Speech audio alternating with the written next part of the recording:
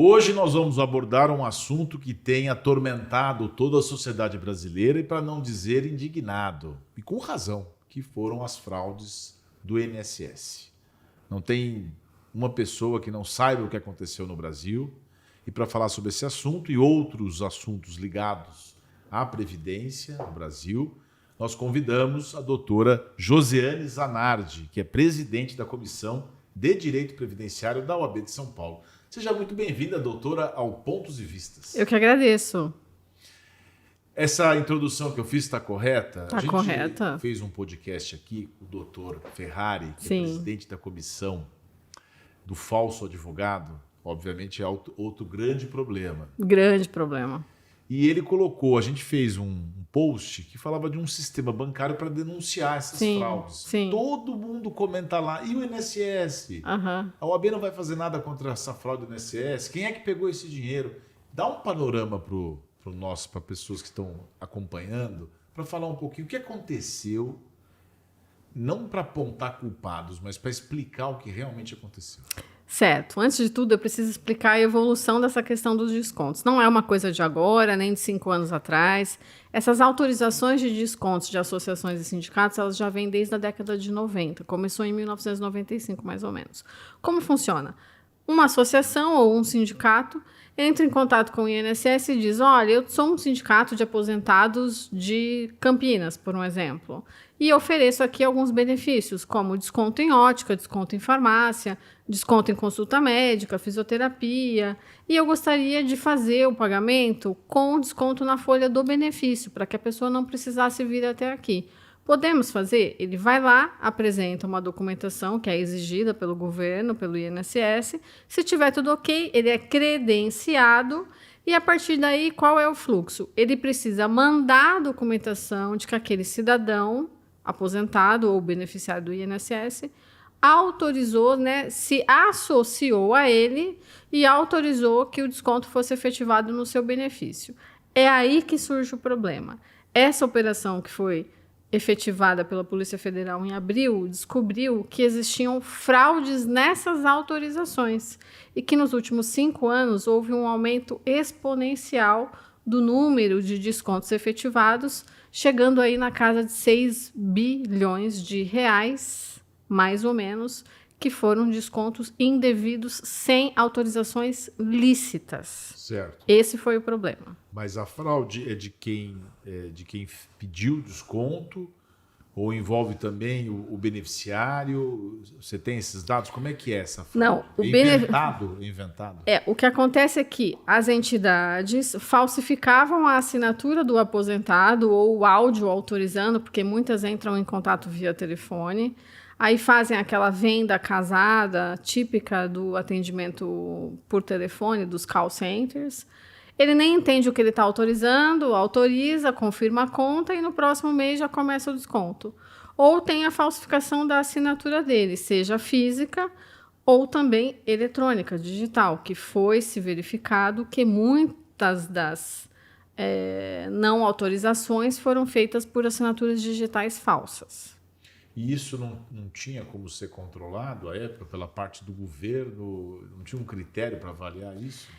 Acredito que sim. Acho que houve uma falha aí por parte do INSS, certamente, porque isso é uma questão que foi crescendo ao longo do tempo.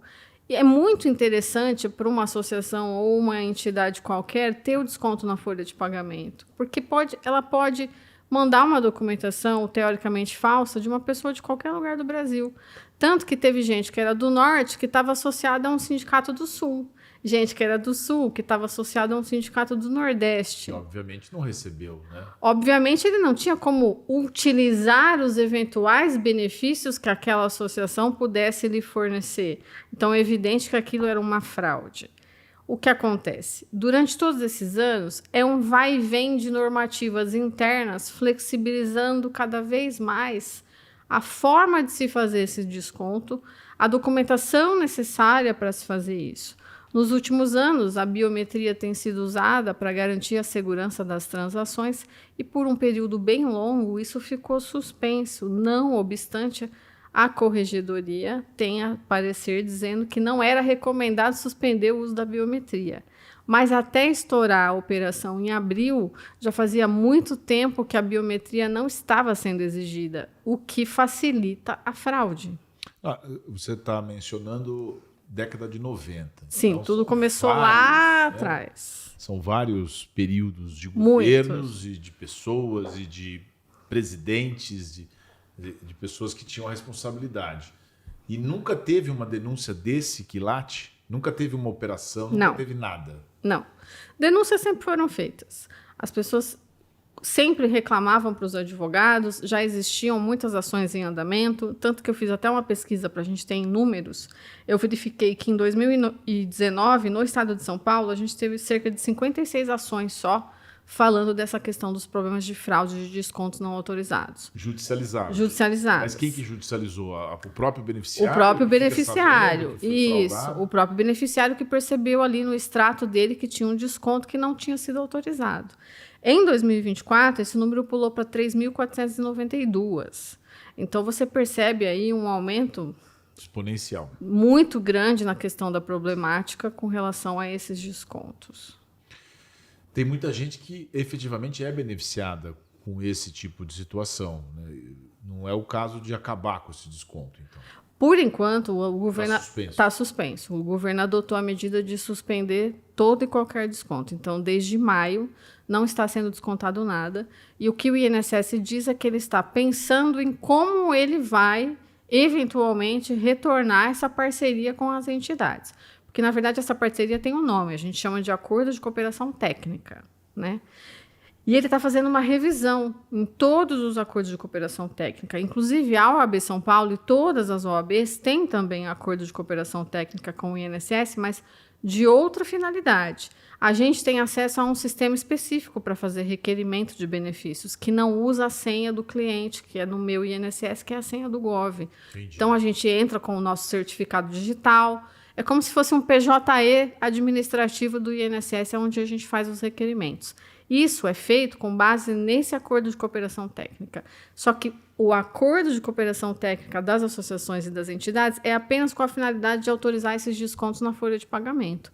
E para os entes, isso é muito fácil e importante, porque aumenta demais a arrecadação deles, né? Foi divulgado na época da operação o aumento de arrecadação na casa de bilhões de algumas instituições. Eles alegam, pelo menos na fraude, se fosse correto, era descontado para poder dar um benefício para o aposentado, certo? Certo. Isso aí é uma troca que não existia. Entidade aposentada, isso não existia.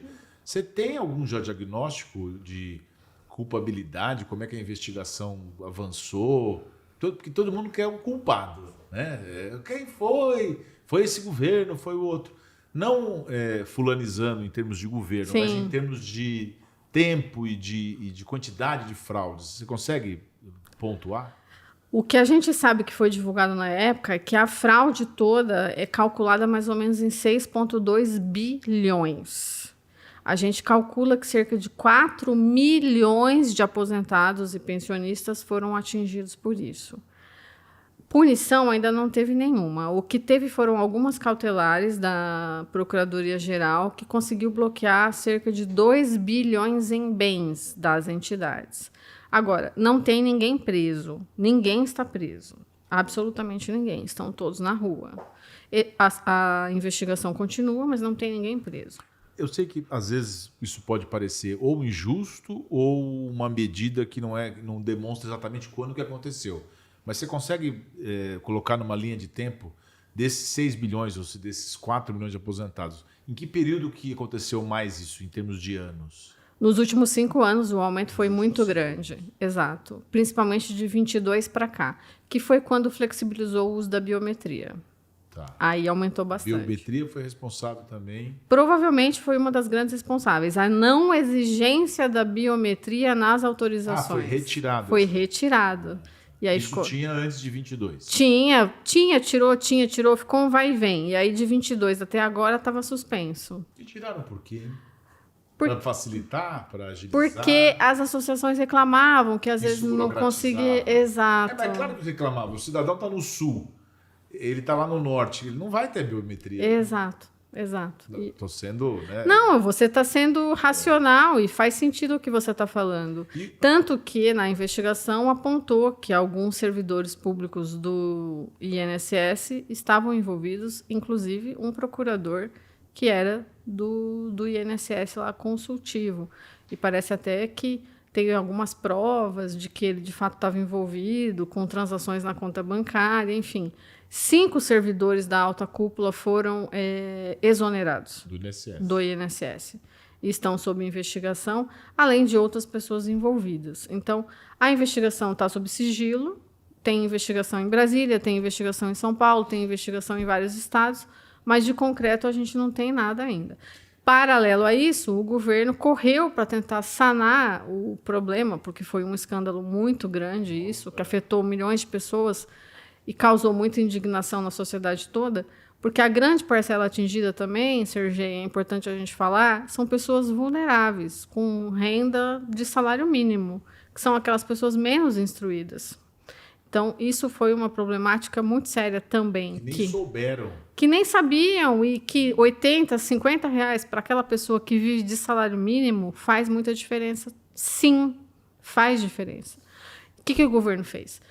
Ele correu fazer uma propositura de acordo no Supremo Tribunal Federal, que foi efetivada, para tentar resolver o problema. Então, ele criou uma possibilidade dentro do site do INSS e do aplicativo da pessoa impugnar aquele desconto, dizer lá, eu, Josiane, não autorizei essa entidade a fazer esse desconto de 50 reais. Como é que o cidadão pesquisa para saber se ele foi vítima? Se tinha o desconto, apareceu a opção dele fazer a impugnação automaticamente. Aparece o quê? No Lerite? O desconto aparece no extrato de pagamento. Tá. Esse é um outro item importante da gente falar para o cidadão. As pessoas precisam conferir o extrato de pagamento do INSS. Tá certo falar o Lerite não existe mais? No INSS a gente fala extrato de pagamento. É porque extrato de pagamento. É da Previdência, não do salário. Isso. Né? Tem que ter a conferência pelo menos a cada 3 meses para você ter certeza que não tem desconto. E para facilitar, eu vou ensinar uma coisa. Tudo que tiver com início 1 no extrato é crédito. Quando for 2, é débito, porque às vezes ele pode ser bem confuso. Então, se tiver com início 1, 100, 102, 103, é que está entrando dinheiro. Se tiver com início 2, 201, 203, 204, é que está debitando, está subtraindo, está descontando. Então, as pessoas precisam ficar atentas no extrato. A maioria não confere, só vê que caiu na conta bancária e está ok. Às vezes não presta atenção no valor, tinha desconto de 10, 15 reais que a pessoa não percebia, porque ela não fazia a conferência do extrato. Então, é importante fazer a conferência. Eu fiquei pensando aqui, pensando alto, se isso impactaria, inclusive, no valor da aposentadoria ser recebido lá na frente. Não, né? O fato de ter descontado, se muda o valor, que aí é uma outra confusão numérica. Né? Não muda, porque são pessoas que já estão recebendo benefício. Em tese, impacta na confiança da sociedade no sistema. E nesse passo... É uma pena que a gente viva uma guerra política tão grande em que um governo não possa chegar e falar assim, olha, eu assumo a responsabilidade. Sim. Né? Que é a primeira coisa que um governo tem que fazer, não importa se foi mais aqui, se foi mais para trás. Né?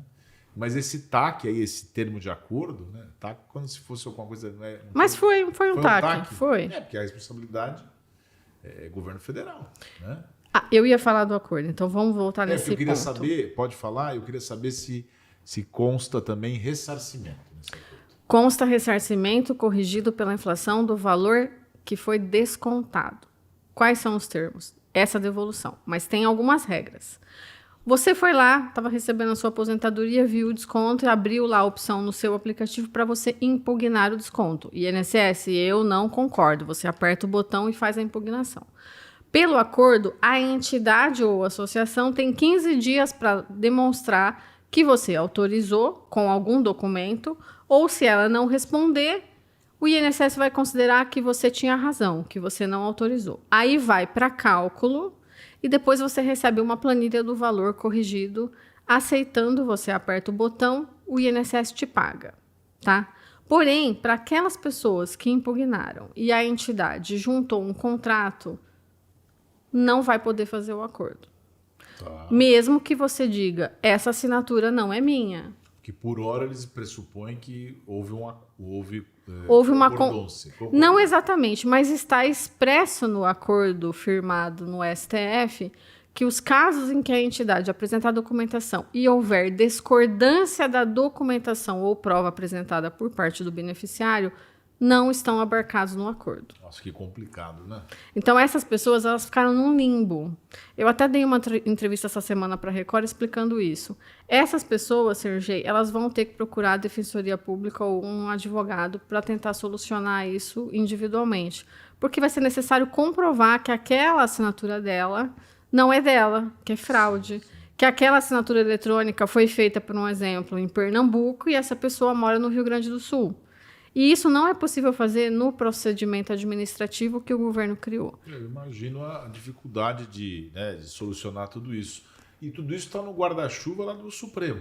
Que semana agora foi nomeado o ministro André Mendonça. Digamos. Isso não deveria estar numa instância mais próxima das pessoas, individualizado? Na verdade, todo esse arranjo que foi feito no STF foi um pouco estranho. Porque não houve distribuição, o Toffoli foi nomeado relator, e tanto que aí deu essa confusão agora, e efetivamente o processo foi distribuído para o André Mendonça na semana passada. E agora ele é o novo relator. Então a gente está num momento também que ele pode chamar tudo de novo para rever alguma cláusula que ele não tenha concordado, porque de fato agora o responsável é ele. Então pode ser que ele mude de repente essa cláusula que fale que quando a entidade junte o documento, o INSS não vai ser responsável. Ele pode dizer, não, a gente vai ter que encontrar aqui um meio do caminho. Porque a intenção do acordo é não sobrecarregar o judiciário com ações. Entendi. Tá, mas a gente está tendo uma adesão baixa. Eu trouxe um número aqui também para a gente falar sobre isso. Tá. Nós vamos fazer um pequeno intervalo, porque nosso tempo esgotou. Nossa, já? Do intervalo, a gente vai voltar. Não saia daí. Doutora Josiane Zanardi, explicando muito bem aqui o que aconteceu no INSS. Até já. A OAB São Paulo possui diversas comissões dedicadas à promoção da igualdade, diversidade e inclusão, que desempenham papel fundamental na defesa dos direitos humanos e na construção de uma sociedade mais justa e igualitária.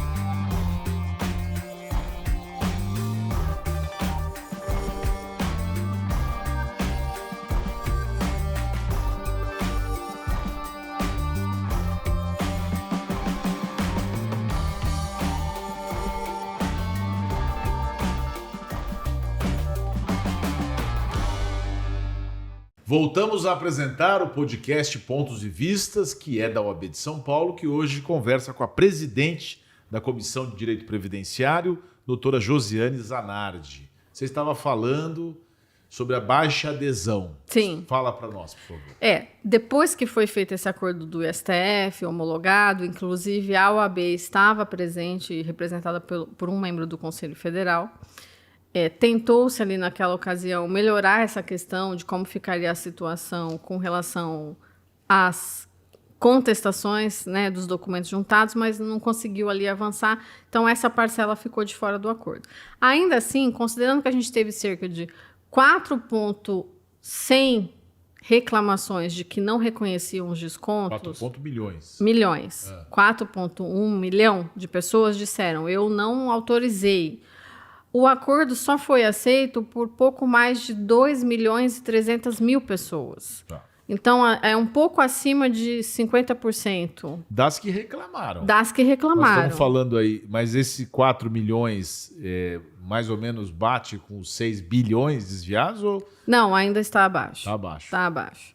E isso provavelmente se deve a pessoas que não têm conhecimento para fazer a reclamação no site, a dificuldade de uso do sistema, a instabilidade do sistema, porque ele é muito instável, e o fato de que as agências do INSS não estão atendendo essa população. É importante frisar que essas pessoas que têm um problema de desconto indevido, elas têm que se dirigir às agências dos Correios. Os Correios é que foram eleitos pelo governo para atender essa demanda.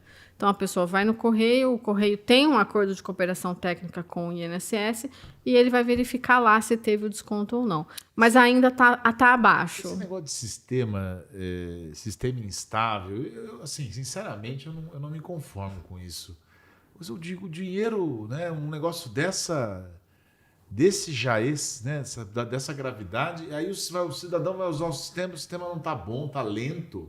Não tem dinheiro para pagar lá na tecnologia? Olha, isso é uma coisa que a gente vem brigando há anos. Há anos a OAB está solicitando que a Dataprev, que é a responsável pelo sistema... Ou seja, já é antigo esse Muito antigo, muito. Mas, olha... Mas não pedir aposentadoria. Não tem uma semana que a gente não passe raiva para trabalhar. A verdade é essa. Mas para liberar os descontos indevidos, não estava ruim o sistema. Não, devia estar funcionando bem. A gente tem que falar desse jeito, né? Não tem jeito.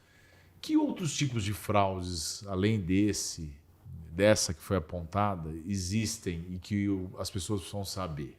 Você mencionou, presta atenção no 1, é recebido, 2 é desconto. Isso. Presta atenção não sei o quê. O que mais que acontece? Que outros tipos de práticas fraudulentas acontecem? Acontece muito empréstimo consignado também com assinatura falsa, quando ele não contratou, o cliente não contratou, e a instituição financeira manda um contrato parecido com essa problemática das entidades, mas falsifica uma assinatura para um empréstimo consignado. E aí o desconto já é bem maior, porque se trata de uma parcela de pagamento de financiamento. Por isso que é importante verificar o extrato de pagamento mensalmente ou bimestralmente no máximo, para você identificar se você não está sofrendo nenhum desconto. Você mencionou os 6 bilhões que podem ter sido desviados. Podem não, que foram desviados. Não se sabe exatamente qual. Segundo a Polícia Federal, essa foi a quantia. Todas essas fraudes, elas prejudicam o sistema previdenciário e nós, enquanto povo, em que tamanho, de que proporção isso? Não dá nem para dizer o tamanho. O impacto é muito negativo. Primeiro, toda essa conta que a gente está pagando hoje está saindo do bolso da sociedade civil. Sim. Todo mundo está pagando.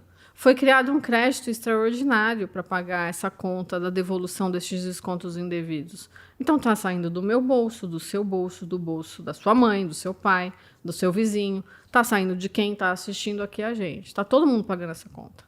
Por quê? O governo está assumindo uma dívida, vamos dizer assim, que em tese ele fala que não é dele, mas que por... Como é que eu vou usar o termo? Pode falar que em tese não é dele. Não é dele porque o dinheiro não ficou com ele. O dinheiro ficou com as entidades. Então ele diz, eu vou assumir, mas eu vou cobrar das entidades depois. Sim. Tá? Direito de ressarcimento. Exato. Mas até agora teve cerca de 2,5 bilhões bloqueados. E vamos falar outra verdade aqui. Será que essas entidades vão ter dinheiro para devolver, Sergei? Acho muito difícil. Eu não sei nem quais são as entidades. São entidades grandes ou são várias pequenininhas? Tem Brasil todo? É Brasil todo. São cerca de 25. Tem pequenas e tem grandes entidades envolvidas. Mas eu acho muito difícil que a gente consiga ressarcir os 6 bilhões. Ah, sim, mas pelo menos alguma coisa. Mas eu acho que o governo federal, como responsável pelo sistema previdenciário, tem que assumir a culpa. Né? Sim, foi o que ele fez. Ele assumiu e depois ele vai tentar recuperar esse valor. Mas ainda assim, o impacto negativo na confiança da instituição é muito grande. E o que isso ocasiona a longo prazo? As pessoas deixam de pagar INSS quando elas não são obrigadas. Porque ela pensa, para que eu vou pagar se quando eu me aposentar eu vou ser roubado ou eu não tenho garantia nenhuma de que eu vou ter uma aposentadoria justa? O que é um equívoco, porque o INSS ele é mais do que só uma aposentadoria, ele é um seguro que dá direito ao salário maternidade, afastamento por doença temporária ou definitiva, vários tipos de aposentadoria, pensão por morte, que protege a família, enfim. É muito mais do que simplesmente uma aposentadoria. As pessoas também deixam de conhecer como tudo funciona.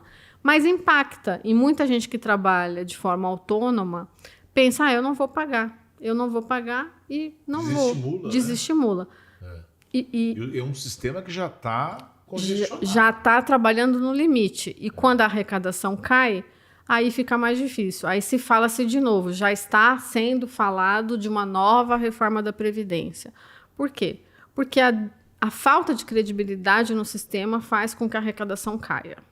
Entendi. E aí as pessoas deixam de pagar. Arrecada menos, ele não consegue dar conta do que tem que pagar, Aí vem de novo a história da reforma de diminuição de direitos para diminuir o valor da conta. Então, é muito negativo. Você advoga nessa área. Sim. Até porque, então, por isso também preside a Comissão de Direito Previdenciário. Como é que os advogados previdencialistas, como é que a comunidade envolvida está vendo isso, está tentando gritar? Porque o assunto meio que saiu de pauta nos últimos dias. Era um assunto que deveria continuar no viés político. Não sei nem se teve uma CPI. Foi instaurada, segunda-feira, uma CPI, mas teve um acordão lá que ficou um pouco estranho. Não tenho detalhes do que ficou, mas eu li rapidamente que já fizeram um acordo lá para não chamar algumas pessoas que deveriam ser chamadas. Isso já é estranho por si só. Né? Agora ficou convencionado que vão convocar todos os presidentes do INSS, me parece que dos últimos 15 anos, para prestar depoimento. Mas só o presidente também, vai que falar, também não sabia, né? Que eu não sei se é produtivo, na minha opinião, talvez não seja. É mais uma perda... Gritando, falando, um fala de um outro, fala... Isso a gente não quer, né? Não, a CPI eu acho que não vai dizer nada mais... Eu sou contra a CPI, eu acho a CPI um instrumento importante. Sim, porque ela faz a movimentação política acontecer. Então, de alguma maneira, ela pressiona.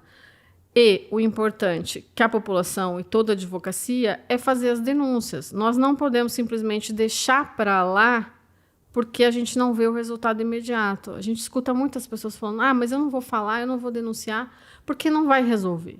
Vai resolver. Esse é o dilema de todo, ou o problema de todo presidente de comissão, né? Exato. Eu conversei com a Cláudia Bernusconi, que é das prerrogativas, ela falou a mesma coisa, o seu advogado, por favor, faça queixa. Isso. Para a gente poder atuar a autoridade. Exato. Mas eu acho que talvez também um pouco por conta de um histórico nosso, aí é uma meia-culpa nossa, de achar que a OAB não vai resolver. Isso não é culpa, não estou falando de ninguém precisamente. Mas a gente tem que mudar isso. Resolver por completo, Sergei, nós não vamos, porque a decisão final não está na nossa mão. Porém, nós vamos desempenhar o nosso papel baseado nas reclamações que chegam. Exemplo disso, por um exemplo, que eu posso citar, foi o que nós fizemos aqui pela comissão, junto com a diretoria, com os casos de reclamações da Crefisa que a gente recebeu.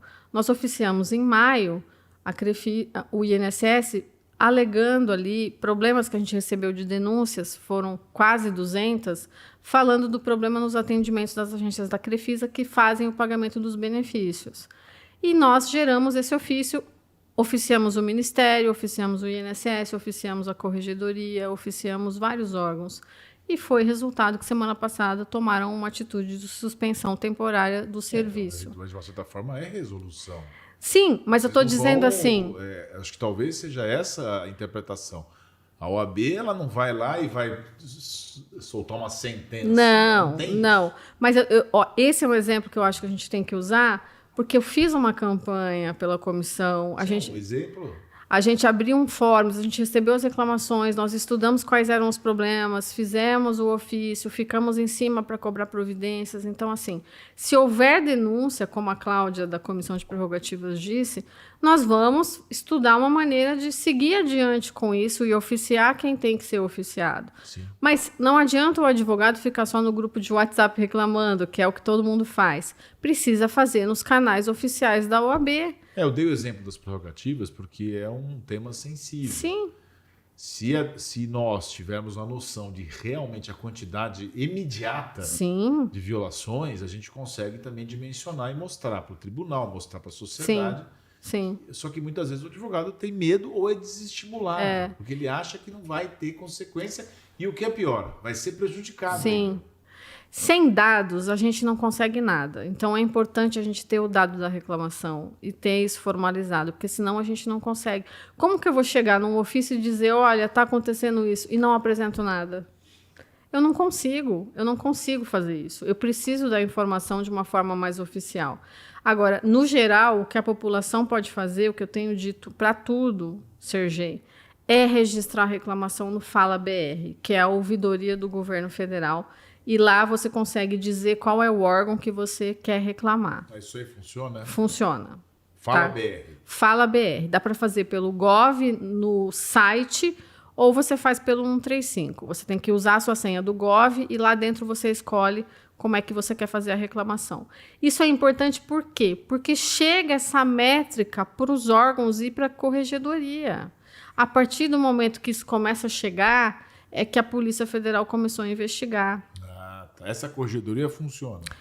Demora um pouco, mas as coisas começam por algum lugar, né? E o Fala BR hoje é o caminho de abertura que a gente tem para registrar essas reclamações de forma oficial. Eu tenho uma pergunta aqui no nosso roteiro. Se o INSS tem investido em tecnologia, se já tem inteligência artificial para poder evitar fraudes e melhorar o atendimento. Mas você acabou de dizer que o site fica com inconsistência? Sim, ele investe, mas ainda é muito pouco do que deveria fazer. Ele tem inteligência artificial, tanto que alguns benefícios são analisados, que a gente fala de forma automática, pelo robô.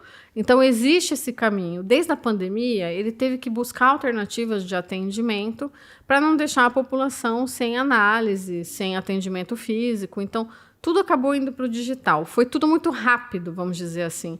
E talvez tenha sido de uma maneira precária que ainda precisa melhorar bastante.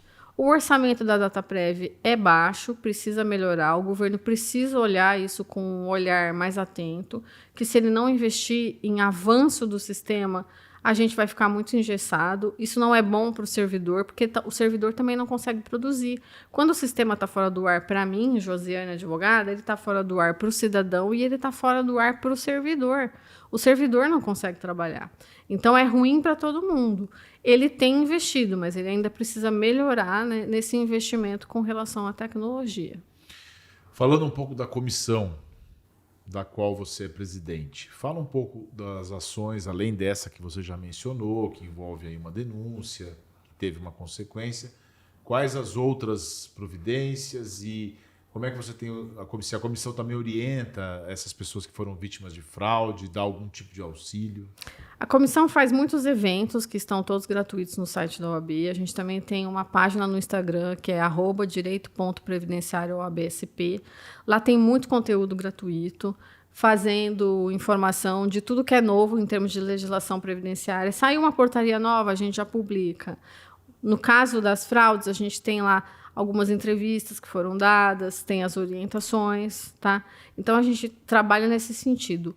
Para a advocacia, a gente faz a administração do acordo de cooperação técnica, vamos dizer assim. A gente tem uma equipe dentro da comissão que está constantemente em contato com a superintendência do INSS no estado de São Paulo. Praticamente diariamente ali no WhatsApp a gente troca informação. O sistema não está funcionando, a gente recebe informação.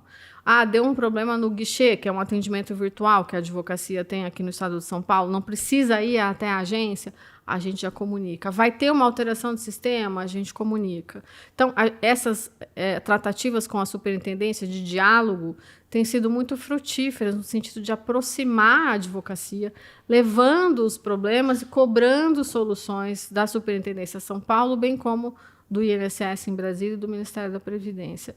E a capacitação da advocacia de forma gratuita. No próximo, a gente vai fazer congresso, tem sempre seminário, enfim. O papel da comissão é esse. E recebendo denúncias, as providências vão ser encaminhadas conforme for possível fazer. Por isso que é importante registrar. No site da OAB tem lá o contato da comissão, pode mandar e-mail, e aí, chegando para a gente faz. Tem, pela ouvidoria da OAB São Paulo também, o chatbot, é possível escolher lá previdenciário. Qualquer comentário ou denúncia pode ser feito, vai ser remetido para a comissão analisar e verificar se é passível de alguma providência.